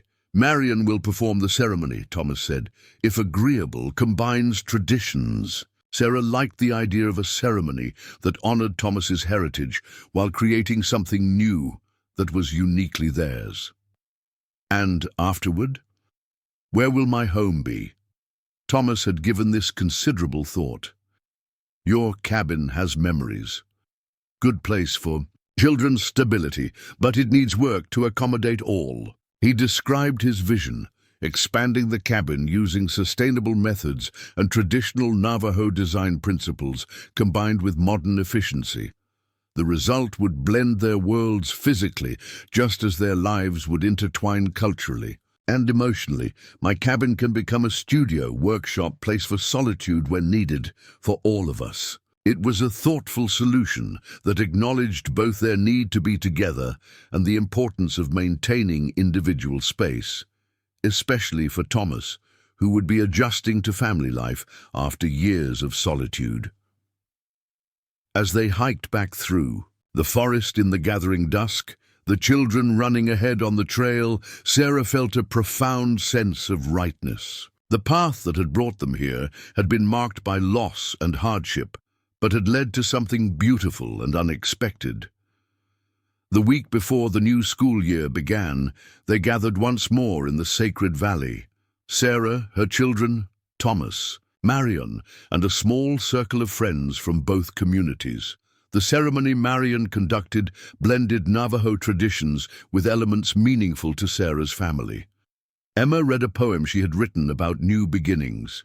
Jack presented Thomas with a hand-drawn picture of all of them together under the stars. Lily scattered wildflower petals with exuberant enthusiasm. Thomas, the once silent hunter who had appeared at their door during the worst blizzard in decades, spoke more words that day than Sarah had heard from him in their first month of knowing each other. He made promises to the children individually and to Sarah that were both poetic and practical, acknowledging the complexity of the family they were creating while embracing its potential. As Marion wrapped their hands with a traditional woven cord, completing the ceremony, Sarah thought about the extraordinary journey that had brought them to this moment. From the desperate days trapped in the snowbound cabin to this sun-dappled valley, from grief and isolation to newfound connection, from survival to genuine joy. It had been a path none of them could have anticipated. The elders teach that the most beautiful things come from the hardest winters, Marion said as she blessed their union. The deepest roots, the strongest branches, the most vibrant flowers. You have weathered the winter. Now grow together toward the light. That evening, they celebrated with a feast at Sarah's cabin, soon to become their shared home. The townspeople of Pinecrest mingled with members of Thomas's extended family, initial awkwardness giving way to shared stories and laughter. Cultural differences remained, but in this space they created together, those differences enhanced rather than divided. When the guests had departed and the children were asleep, Sarah and Thomas stood on the porch under a canopy of stars, the same stars that had witnessed their first tentative conversations months earlier. "I never expected this," Sarah said softly. "After Mark died, I thought that part of life was over." Thomas nodded in understanding. "When my family died, I believed the same. Choose isolation, safer." What changed? He considered the question with characteristic thoughtfulness. "Saw smoke from your cabin, too thin in a blizzard, knew someone needed help." He paused. "Did not know I also needed help, until I found you." Sarah leaned into his solid presence, feeling the steady rhythm of his heart. "The rescuer rescued me." "Balance," Thomas said, echoing his grandmother's wisdom. "Always balance." Inside the cabin, the children slept peacefully, secure in the knowledge that their family, though transformed by loss, had expanded in unexpected ways. The photograph of Mark still held its place of honor, a reminder of the love that had created this family initially. Beside it now stood a small Navajo blessing bundle, symbol of the new bonds that would carry them forward. Outside, The first leaves were beginning to turn golden at their edges, whispering of autumn's approach. The seasons would continue their eternal cycle. Winter would come again with its challenges and quiet beauty, followed by spring's renewal, summer's abundance, fall's contemplative glow. But Sarah knew that whatever the season, they would face it together. This family forged in the crucible of a blizzard, when a silent hunter had dared to approach a stranger's door, and a desperate widow had found the courage to open it. Autumn painted the Wellington Range in brilliant hues of crimson and gold. The transformation of the cabin began with the season's change, much like the family it would shelter. Thomas approached the renovation with the same quiet precision he brought to everything, blending traditional Navajo building techniques with modern sustainability practices. Sarah returned to teaching, her confidence growing with each day in the classroom. The students responded to her genuine passion for literature, and she found herself rediscovering joy in sharing the stories that had sustained her through her darkest days. The children adjusted to their new family structure with the remarkable adaptability of youth. Emma took a particular interest in Thomas's cultural heritage, asking Marion to teach her Navajo weaving during weekend visits. Jack shadowed Thomas constantly, absorbing knowledge about everything from tool maintenance to tracking wildlife. Lily simply accepted the new arrangement as if it had always been thus, climbing into Thomas's lap for stories with the same easy affection she showed her mother. "Breaking ground today," Thomas announced one crisp October morning, the plans for the cabin expansion spread across the kitchen table. He had spent weeks finalizing the design, incorporating input from each family member. Emma's request for a reading nook with a window seat, Jack's desire for a workshop space, Lily's insistence on a special spot for her growing collection of dolls. Sarah studied the drawings with admiration. Thomas's engineering background was evident in the precise measurements and structural details, while his Navajo heritage influenced the orientation of the addition to maximize natural light and energy efficiency. "It's perfect," she said, tracing the lines with her finger. "A true blending, just like us." The construction became a community effort. Dave from the general store offered discounted materials. Sheriff Collins and several deputies volunteered labor on weekends. Nancy brought meals for the workers. Even Thomas's more reclusive relatives appeared at crucial moments, especially when traditional elements were being incorporated. By Thanksgiving, the exterior structure was complete, the roof sealed against the coming winter. The interior work would continue through the cold months, with Thomas's focused dedication ensuring steady progress. For their first Thanksgiving as a united family, they decided to host both communities, the townspeople of Pinecrest and Thomas's extended family. The gathering transformed their property into a vibrant celebration of cultures, with traditional Navajo dishes alongside classic American Thanksgiving fare. Marion arrived early to help with preparations, bringing sacred herbs to bless the new addition to the cabin. As she and Sarah worked side by side in the kitchen, the elder woman shared stories of her own blended marriage decades earlier. "My husband was half Navajo, half Irish," she revealed, expertly crimping the edge of a pie crust. His mother was a fierce Irish immigrant who fell in love with a Navajo silversmith in Gallup. "Caused quite the scandal in 1937, Sarah glanced at her, surprised. "I had no idea." Marion smiled, the deep lines around her eyes crinkling. "The heart does not recognize boundaries created by others. It knows only what resonates with its own. A rhythm." She pointed her flour-dusted finger toward the window, where Thomas was showing Emma and several other children how to identify animal tracks in the light dusting of early snow. "My grandson found his rhythm again, with you and your children, something I feared would never happen after his loss." "We found each other at the right moment," Sarah reflected, "when we both needed what the other could give." That is the secret of lasting connections, Marion nodded. Not just taking what you need, but giving what only you can offer. The Thanksgiving celebration exceeded all expectations. Nearly 50 people gathered around tables arranged in the main room and the partially finished addition. Sheriff Collins proposed a toast to the unique family that had brought two communities together.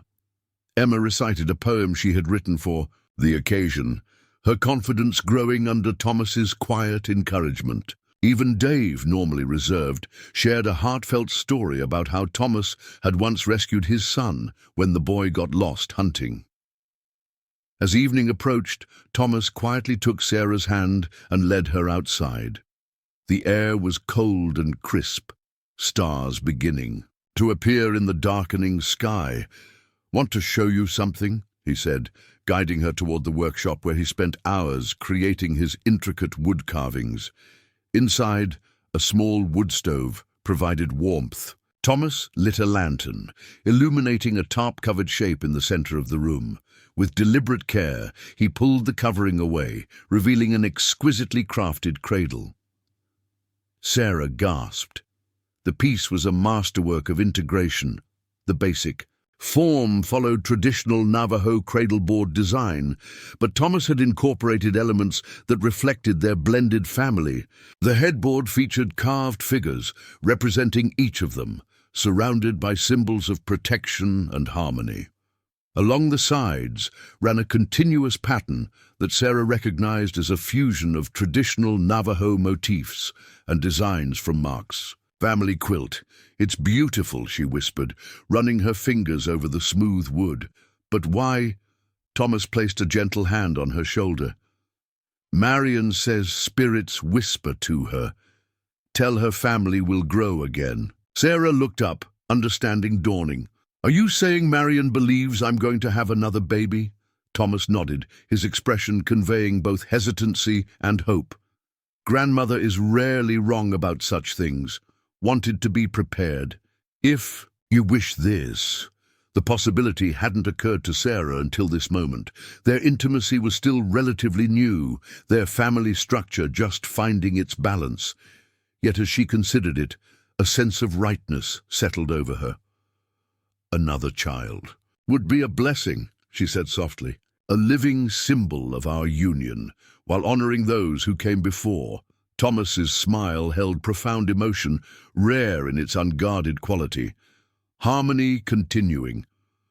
When they returned to the gathering, Sarah viewed the assembled family and friends with new perspective, the connections forming between people of different backgrounds, the children playing together without awareness of cultural boundaries, the elders sharing wisdom accumulated through vastly different life experiences. Marion caught her eye across the room and gave an almost imperceptible nod, her ancient eyes twinkling with knowledge. By Christmas, the interior of the cabin addition was nearly complete. Thomas had insisted on finishing Emma's reading nook first, installing the window seat himself and crafting built-in bookshelves that transformed the space into a literary haven. Jack's workshop adjoined Thomas's, the two spaces connected by a Dutch door that could be opened for guidance or closed for independent projects. Lily's room featured a special shelf for her dolls, positioned to catch the morning sunlight. The master bedroom incorporated elements from both their worlds. The hand-woven Navajo rug that had been in Thomas's family for generations lay beside the bed frame that had belonged to Mark's grandparents. On the wall hung a blended dream catcher Thomas and Emma had created together, incorporating materials from both traditions. For their first Christmas as an official family, they honored multiple traditions. A pine tree glittered with ornaments in the main room, while a traditional Navajo winter blessing ceremony was conducted at sunrise. The children received gifts that reflected both heritage paths, books on Navajo culture alongside classic literature, handcrafted toys that taught traditional skills alongside modern games. Thomas's gift to Sarah was a journal bound in hand-tooled leather, the cover depicting the cabin in winter with smoke rising from the chimney. the first image he had seen of her family. "For a new story," he explained. "Our story." Sarah's gift to him was equally meaningful. An antique compass she had discovered in a box of Mark's possessions, restored and engraved with words in Navajo that Marion had helped her translate. "You guided us home." As January's deep cold settled over the mountains, their expanded home became a sanctuary of warmth and connection. Thomas's prediction that he would need occasional solitude proved accurate, but rather than creating distance, his brief retreats to his original cabin served to strengthen their bond. He would return with renewed energy for family life, often bearing small treasures found in the winter forest. Interestingly shaped pine cones for Jack's collections, feathers for Emma's nature journal, smooth stones for Lily's growing assortment. Sarah's teaching career flourished as she integrated elements of Navajo literature into her curriculum, with Thomas occasionally visiting her classroom to share traditional stories. The students responded with genuine interest, particularly when he demonstrated how natural principles found in the stories applied to modern environmental challenges. In February, as another blizzard howled around their now secure cabin, Sarah's suspicion was confirmed. The family gathered by the fireplace as she shared the news they would welcome a new member in late summer. Emma, now 10 and increasingly mature, immediately offered to help with the baby. "I'm old enough to be a real big sister now," she declared. "I can teach the baby about both our traditions." Jack was more practical. "Where will the baby sleep? We just finished building everything." Thomas smiled at his stepson's concern. "Cradle ready. Room can be added when needed." Lily, not quite 5, had the most pressing question. "Will the baby call you Dad like we do now?" The simple inquiry revealed how completely the children had accepted Thomas into their lives. Over the months since the ceremony in the Sacred Valley, they had gradually transitioned from Mr. Thomas to Dad, a development that had moved Thomas deeply when it first occurred. "Yes," Thomas answered Lily with characteristic directness. "Baby will know me only as father." That night, after the children were asleep, Sarah and Thomas stood on the porch, watching the snowflakes swirl in the glow of the porch light Thomas had recently installed.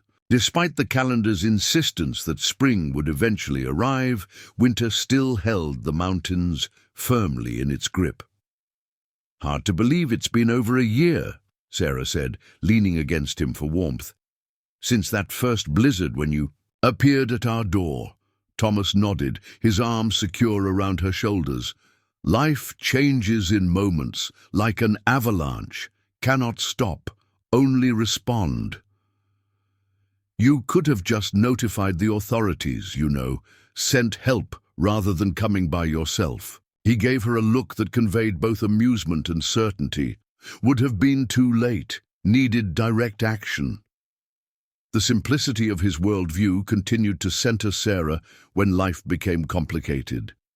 Thomas assessed situations, determined the most effective response, and acted without hesitation or need for external validation. It was the quality that had saved them during that desperate winter, and it was the foundation of the security he provided their family now. "Do you ever think about how differently things might have turned out?" she asked. "If the blizzard hadn't happened? If our paths hadn't crossed that way?"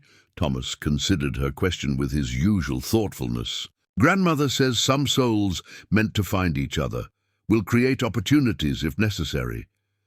So the blizzard was just the universe's way of introducing us?" Sarah smiled. "Perhaps." Thomas's eyes held a rare twinkle.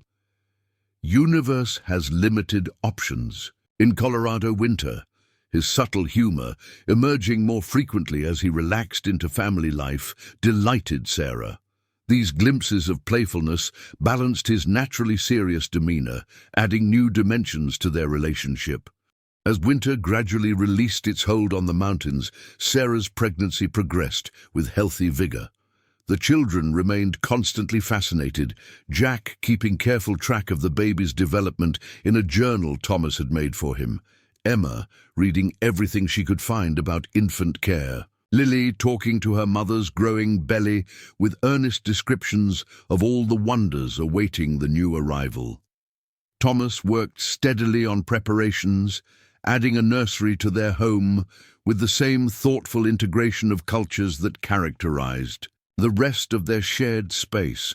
Marion visited regularly, bringing traditional herbal teas for Sarah and teaching Emma the songs traditionally sung to Navajo infants. In April, a letter arrived that disrupted their harmonious rhythm. It was from Mark's parents in Florida, their first communication since learning of their son's death nearly 18 months earlier.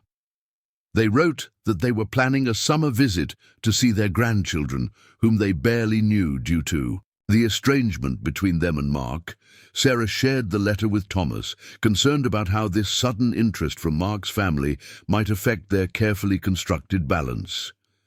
They never approved of Mark moving to Colorado, of our life. Here, she explained, they wanted him to join his father's law practice in Tampa. When he chose forestry instead, they practically disowned him. Thomas absorbed this information without immediate comment, his expression thoughtful. Finally he asked, "Children have the right to know all families, all roots. You're not worried about how they might react to our marriage, to our baby on the way?" He met her gaze steadily. "Cannot control others' reactions, only our response to them." His equanimity steadied her, as it always did. "You're right. The children should know their paternal grandparents, regardless of the past complications." They decided to welcome Mark's parents with openness, sending a reply that honestly outlined the changes in their family structure while emphasizing their commitment to honoring Mark's memory and ensuring his children maintained connection to all aspects of their heritage. The response came swiftly, a stiff acknowledgement of their marriage and the expected baby. With confirmation of a 2-week visit in July, the tone suggested reservation rather than hostility, uncertainty rather than rejection. Progress, Thomas observed. As Sarah's due date approached, summer once again transformed the mountains into a lush paradise. The garden they had expanded together flourished, providing fresh vegetables for their table. The children spent long days exploring the forests and streams under Thomas's watchful guidance, learning the rhythms of the natural world that had shaped his own childhood. In early July, Robert and Eleanor Mitchell arrived from Florida, their discomfort with the rustic mountain setting evident in their designer outdoor wear and rental SUV. Initially, their interaction with Thomas was characterized by awkward politeness, their East Coast reserve clashing with his direct, economical communication style. The children, however, bridged the gap with the natural diplomacy of youth. Emma proudly showed her grandparents her collection of books, including several on Navajo culture. Jack enthusiastically displayed the woodworking skills Thomas had taught him. Lily simply climbed into her grandfather's lap and demanded stories about her father as a little boy, a request that gradually melted Robert's formal demeanor. By the end of their first week, observable shifts had occurred. Robert found common ground with Thomas over the structural engineering of the cabin addition, his own background in commercial real estate giving him an appreciation for Thomas's innovative solutions.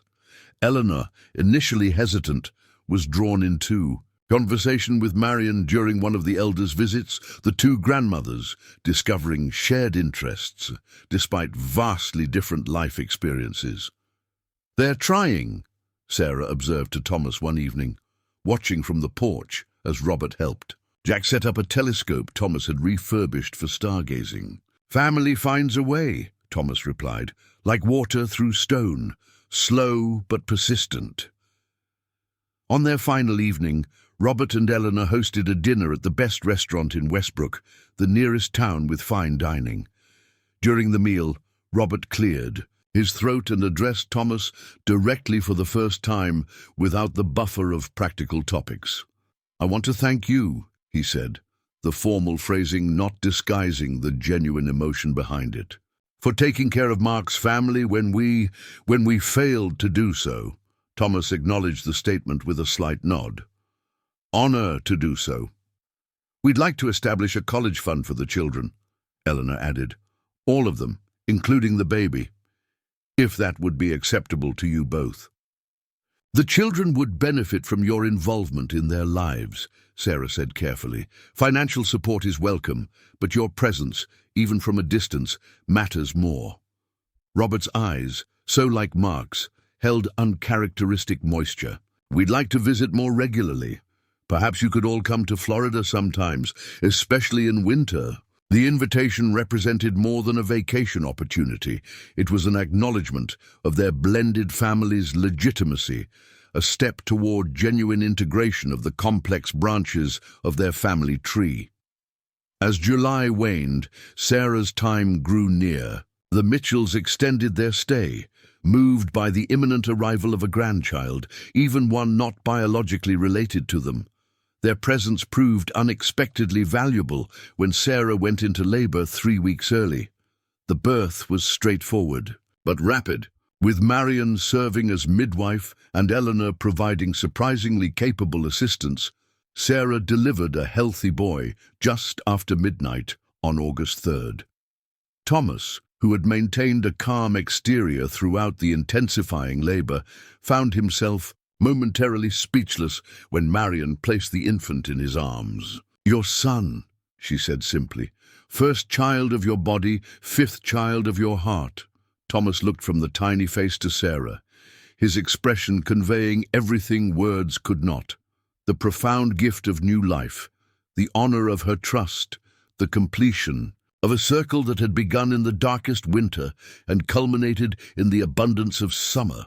They named the baby Benjamin Thomas Mitchell Begay, honoring both family lines. Ben, as they would call him, had Thomas's copper complexion and Sarah's green eyes, a living embodiment of their union. The older children accepted him with unbridled enthusiasm, each finding their own way to welcome the newest member of their unconventional family. Robert and Eleanor, preparing to return to Florida, promised to visit for Christmas. Their initial discomfort with the cultural differences now transformed into curious interest. Eleanor had even requested reading materials on Navajo traditions from Marion, who provided them with characteristic generosity of spirit. As August ripened toward September, their family settled into new rhythms, accommodating the infant's needs. Thomas proved to be a natural with the baby, his patience and quiet confidence creating a secure environment for Ben's earliest days. The cradle he had crafted months earlier, guided by Marion's prophetic wisdom, stood beside their bed, its protective symbols watching over the newest Mitchell Begay. On a perfect late summer evening, with Ben sleeping peacefully in his cradle and the older children gathering the last of the day's raspberries from the garden, Sarah and Thomas sat on their expanded porch, looking out over the mountains that had brought them together. "I found something yesterday," Sarah said, reaching into her pocket, "when I was organizing Mark's old desk." She handed Thomas a weathered page, torn from a journal. Thomas unfolded it carefully. The handwriting was unfamiliar to him. Mark's, he presumed. "Read it," Sarah encouraged softly. Thomas read aloud, his deep voice giving weight to words written by a man he had never met, but whose legacy he honored daily. "Strange dream last night. Saw Sarah and the kids in a terrible blizzard, cabin freezing. Supplies low. I couldn't reach them, but someone else could. A figure I couldn't quite make out. Someone from the mountains, someone who knew the old ways. He brought them safety, warmth, hope. Woke up unsettled, but somehow comforted too. Probably just anxiety about the forestry budget cuts affecting emergency services this winter. Still, think I'll stock extra firewood this week, just in case." Thomas looked up, the paper trembling slightly in his steady hands. When did he write this? "The entry is dated September 12th, just 2 weeks before his heart attack," Sarah said. "He never mentioned the dream to me." They sat in silence, absorbing the implications. Had Mark somehow perceived the danger his family would face? Had some part of him reached across the boundaries between life and death to arrange their salvation? "Grandmother says time is not a straight line," Thomas finally said, "more like the web. Connections forward, backward, sideways." Sarah leaned against him, her head on his shoulder. "Whatever forces brought you to our door that day, Mark's dream, Marion's web of time, or just your own observations of our thinning chimney smoke, I'm grateful beyond words." Thomas gazed at the mountains turning purple in the evening light. The same mountains that had both isolated and protected them, that had presented deadly challenge and life-changing opportunities. "Paths cross for purpose," he said, his arms secure around his wife as their children's laughter floated from the garden. "Winter teaches survival. Spring teaches hope. Summer teaches abundance." He looked down at the journal page in his hand, this message across time from the man whose family he now protected. All seasons necessary for complete life. Above them, the first star appeared in the deepening blue sky. Ben's cry came from inside the cabin, followed by Emma's voice assuring them she would check on her baby brother. Jack and Lily raced up the porch steps, carrying containers of sun-warmed raspberries, their faces flushed with life and purpose. Thomas carefully refolded Mark's journal page and returned it to Sarah. Tomorrow, they would place it in the family memory box they were creating for all the children, a repository of their complex, interwoven history, the full truth of how this family had formed through both loss and discovery, through the darkest blizzard and the brightest summer dawn. For now, they simply received the gift of the present moment. This porch, these mountains, these children, this life they had built together after a silent Navajo hunter had dared to approach a widow's cabin door and a desperate mother had found the courage to open it. 10 years had passed since that fateful blizzard. The Mitchell-Begay family gathered on the expanded deck of their mountain home, celebrating Emma's return from her first year at the University of Arizona, where she studied anthropology with a focus on indigenous textile arts. At 25, she had grown into a confident young woman whose thesis exhibition had drawn attention from cultural preservation foundations across the Southwest. Jack, now 22, had recently graduated from Colorado State with dual degrees in forestry and sustainable architecture, following both his biological father's path and his stepfather's expertise. His senior project, an innovative design for fire-resistant mountain dwellings incorporating traditional Navajo building principles, had earned national recognition. 17-year-old Lily, preparing for her senior year of high school, had developed her childhood love of storytelling into award-winning documentary filmmaking. Her latest project chronicled the Healing Retreat program her parents had established at Thomas's original cabin, capturing the transformative journeys of families recovering from trauma, and 15-year-old Ben, the physical embodiment of their blended family, moved seamlessly between worlds, captain of his high school track team, apprenticed to Marion in traditional healing practices, and passionate advocate for environmental conservation. His unique perspective as a child of both cultures made him a natural bridge builder in their expanding community work. The celebration coincided with another milestone, the 10th anniversary of the Mountain Haven Healing Center, the retreat program Thomas and Sarah had founded to help families touched by loss. What had begun as a simple repurposing of Thomas's original cabin had expanded into a nationally recognized program combining indigenous wisdom with contemporary therapeutic approaches. Families from across the country now came to the mountains, seeking the same renewal Thomas and Sarah had found together. "Remember when we thought this deck would be big enough?" Sarah laughed, surveying the crowded space where extended family, friends, and program graduates mingled.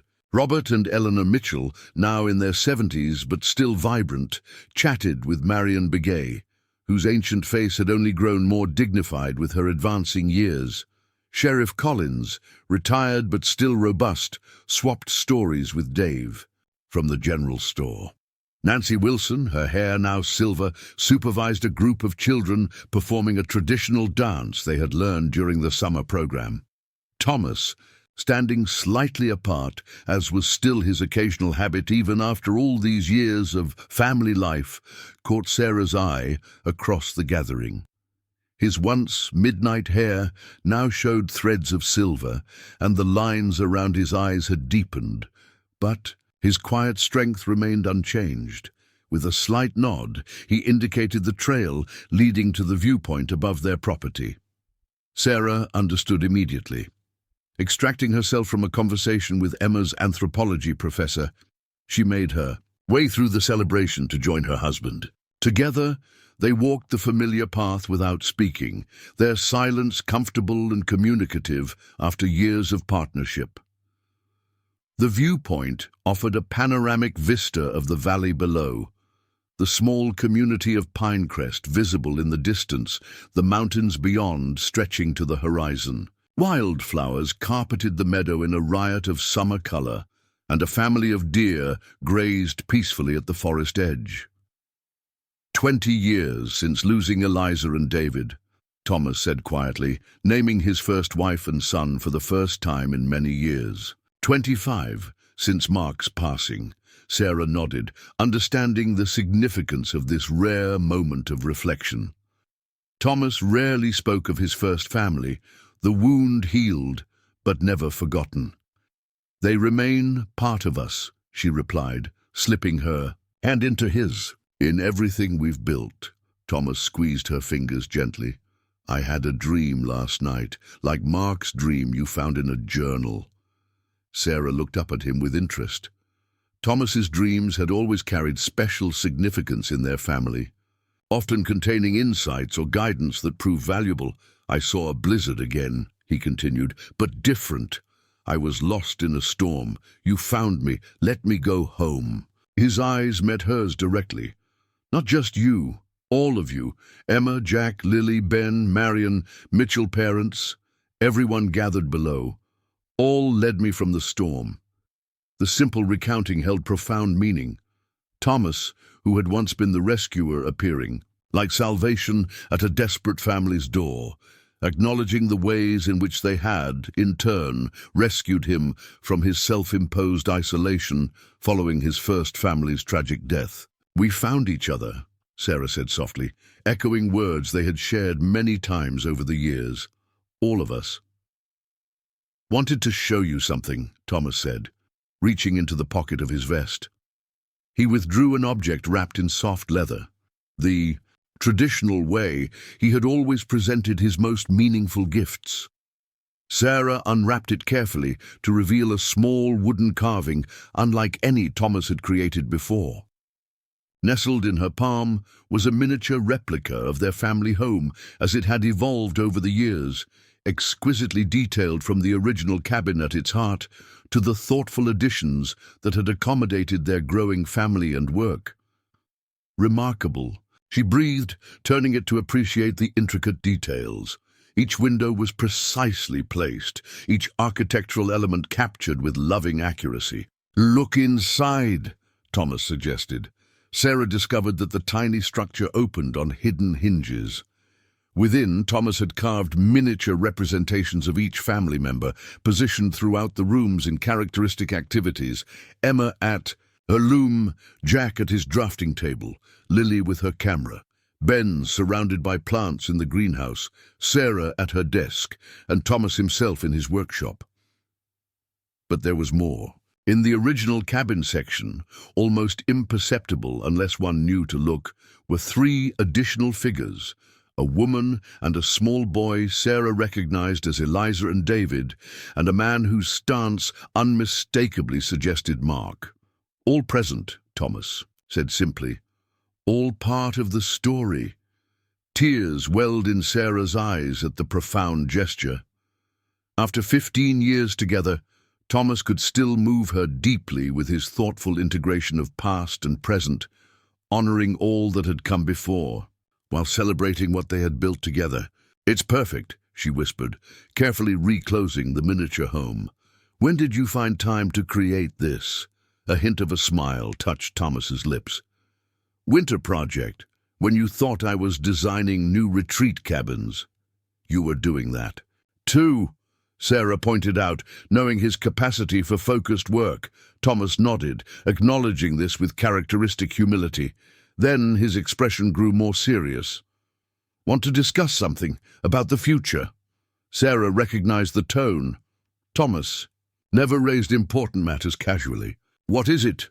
Tribal Council asked again. "Educational position. Would require significant time on reservation." He paused. "You also received an offer. University position. Teaching literature with indigenous focus." Sarah had indeed received an unexpected offer from the University of Colorado to develop a new program integrating indigenous literary traditions with classical literature studies.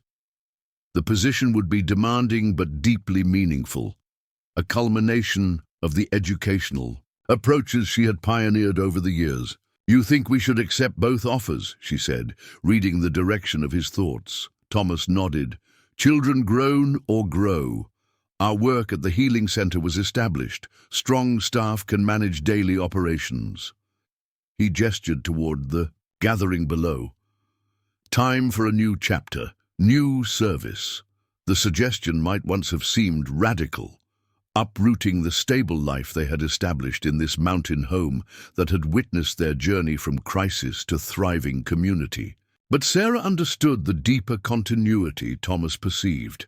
Their work had always been about integration of cultures, of past and present, of loss and renewal. These new roles would extend that mission to broader communities. "What about the house?" she asked. "This place has been the heart of everything we've built." "Always remains home," Thomas assured her. "Base for family gatherings, retreat during breaks."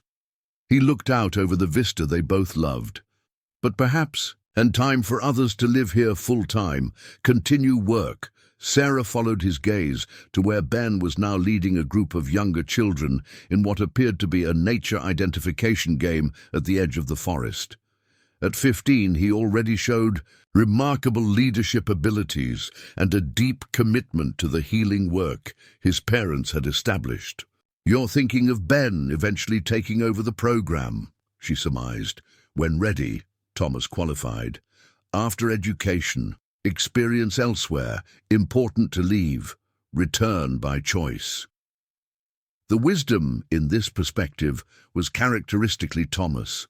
Understanding the importance of allowing their children to forge their own paths while keeping doors open for possible return.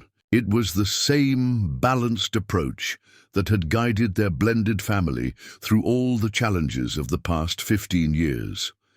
As they made their way back down the trail toward the celebration, Sarah reflected on the extraordinary journey they had traveled together.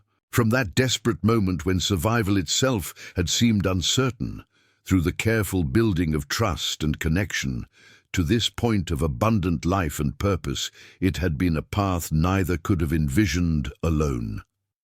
The gathering came. Into view below them, the extended family they had created through both blood and choice, engaged in the comfortable interactions of people who genuinely belonged together despite their different origins. Marion sat in a place of honor, Ben at her feet absorbing her stories with characteristic intensity. Jack and Emma engaged in animated conversation with professors from their respective fields. Lily filmed it all, her documentary instincts never completely at rest. "Mom, Dad," Ben called, spotting them on the trail. "Grandmother Marion says it's time for the blessing ceremony." Thomas and Sarah exchanged a glance of shared understanding. Marion had marked every significant family milestone, with traditional blessings adapted to honor their unique family composition. This one would acknowledge not just Emma's academic achievement and the center's anniversary, but also launch whatever new chapter they would begin together. The ceremony unfolded as twilight approached, the mountains turning purple against the gold-streaked sky. Marion conducted the proceedings with the quiet authority that had only deepened with her advancing years.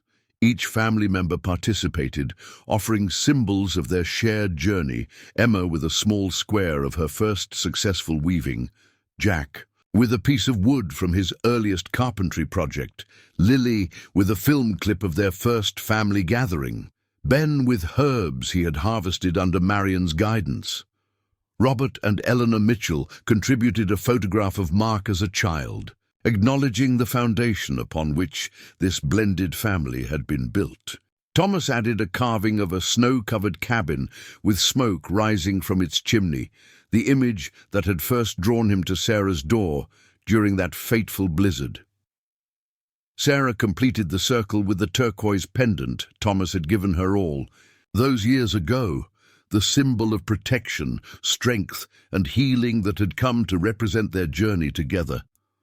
As Marion blessed each offering and the assembled family, Sarah observed the faces illuminated by the ceremonial fire. Each bore the imprint of their shared story, the challenges weathered, the joys celebrated, the losses honored, the growth achieved.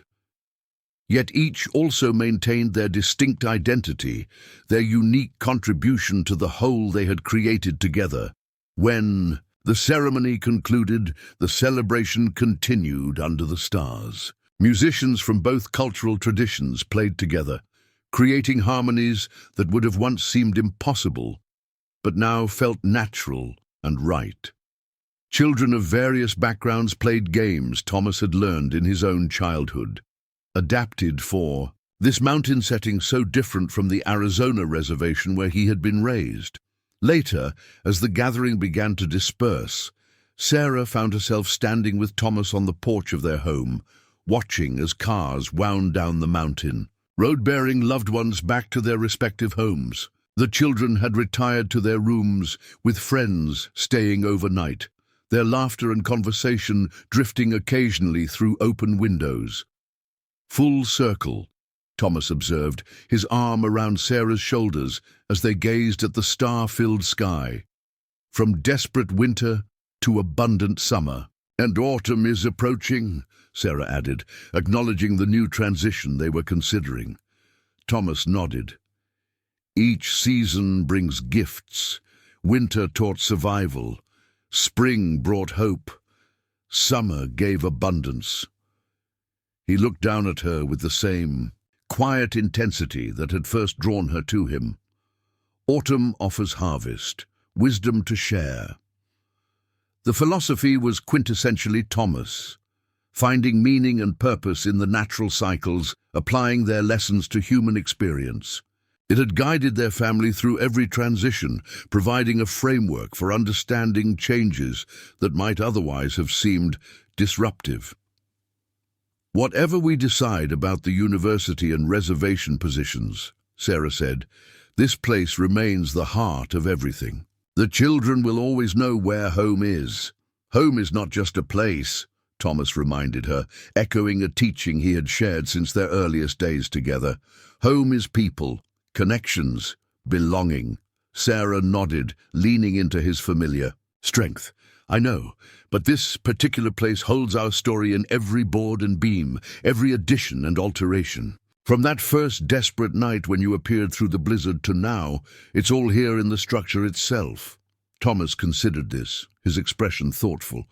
"Like the carving I made, house holds family, family holds a story."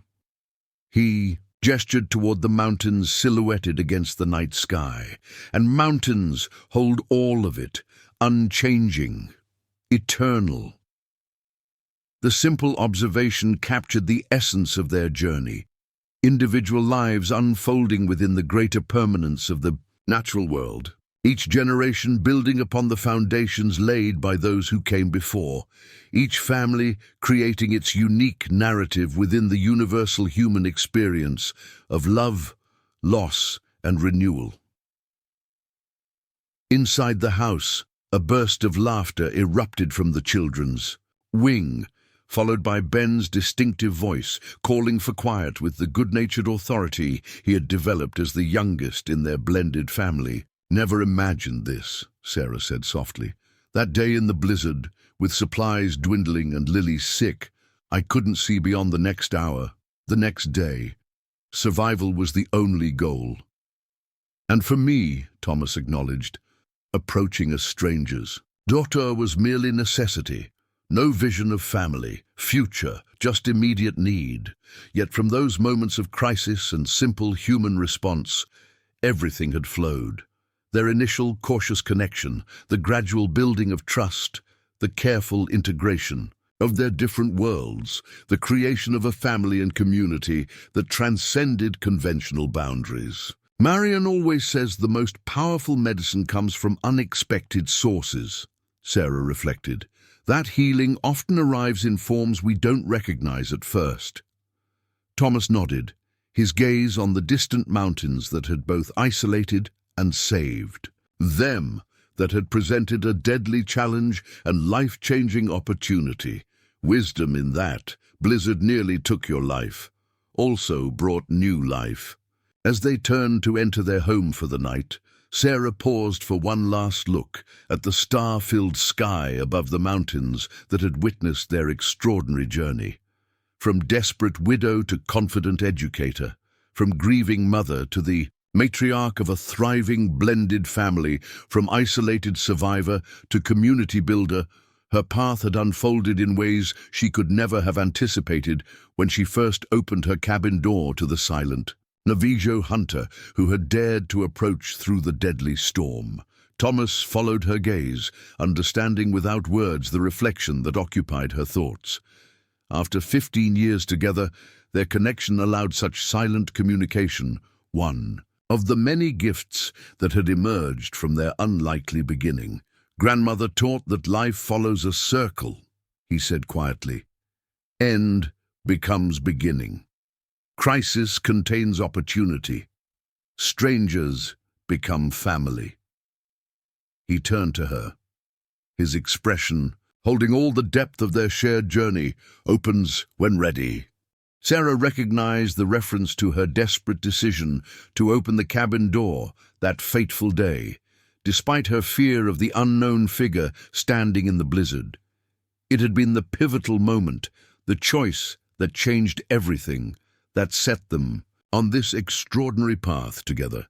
She took his hand, the same hand that had once extended life-saving supplies in the midst of a killer storm, that had taught her children invaluable skills, that had built their home and carved beautiful objects, that told their family story, that had held hers through joy and challenge for 15 remarkable years. "Best decision I ever made," she said simply.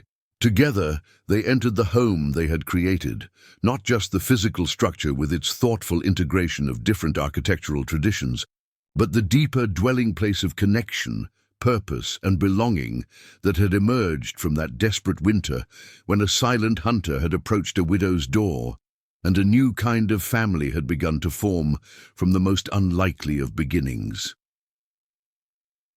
Up. Next, you've got 2 more standout stories right on your screen. If this one hits the mark, you won't want to pass these up. Just click and check them out. And don't forget to subscribe and turn on the notification bell so you don't miss any upload from us.